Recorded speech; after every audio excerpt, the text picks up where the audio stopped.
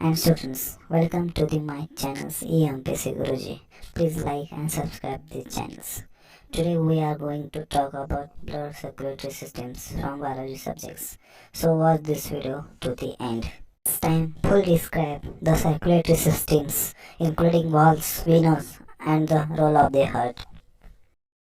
In animals, there are two types of blood circulatory systems.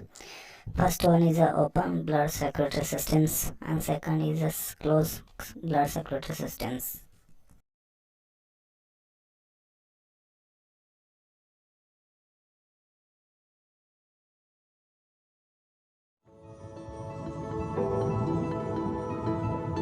Blood. The blood surging through your body. Although it's no bigger than your fist, your heart has the mighty job of keeping the blood flowing through 60,000 miles of blood vessels that feed your organs and tissues. Food, water and oxygen are essential for the existence of human life. Blood transports all these substances through various channels called blood vessels. Blood vessels involves arteries, veins, capillaries. To keep the blood flowing throughout our body, we have a pumping and thriving. Our red blood cells carry oxygen and nutrients. Our platelets stop bleeding and help to heal our wounds. Our white cells protect us against infection. And the yellow liquid plasma in which they are suspended carries an array of proteins that regulate bleeding and clotting.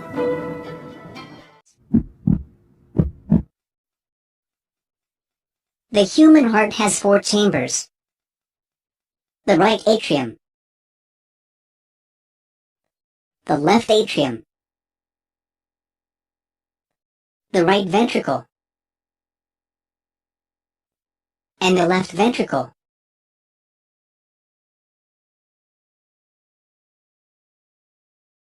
There are 4 valves in the heart. These valves are tricuspid valve, mitral valve, aortic valve, pulmonic valve. These valves are one-way valves. Now, you have seen the structure of the heart. Let us find out how it works.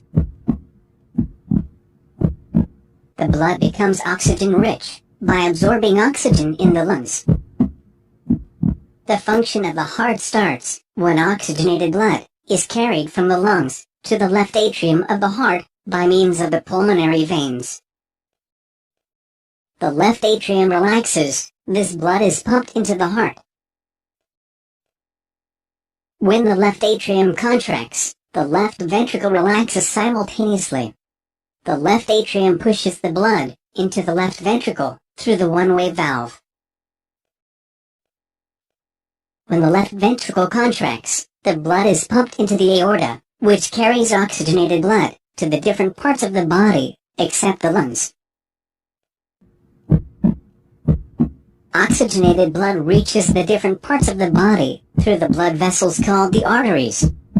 The arteries gets branched into capillaries, which then reaches to the different organs of the body. The blood then becomes deoxygenated, and the blood capillaries gets mixed and form thicker blood vessels called the veins. The veins carry deoxygenated blood to the heart. The blood vessels that carry deoxygenated blood to heart are known as the vena cava. The deoxygenated blood from different parts of body enters the upper right chamber of the heart, which is called the right atrium.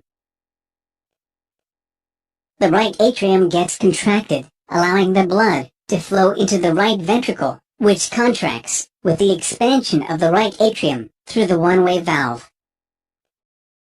The right ventricle then contracts, pushing the blood into the pulmonary artery.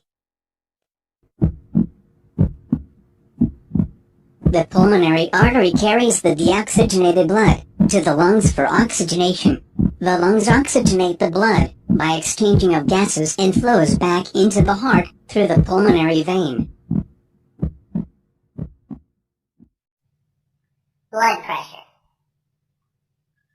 Water flows with a higher pressure when you connect a tube to a pump set operating in your field or house. Also, the tubes burst open if the pressure is very high. Similarly, when the heart pumps blood into systemic aorta or into the pulmonary trunk, the blood flows with pressure in the blood vessels. The pressure with which the blood flows in the blood vessels is called the blood pressure, usually called BP. Arteries receive blood from the heart, so blood pressure is higher in the arteries. The blood pressure gradually decreases as blood flows into capillaries. When this blood is collected into veins, blood pressure is greatly reduced. So, blood pressure is less in the veins when compared to the arteries.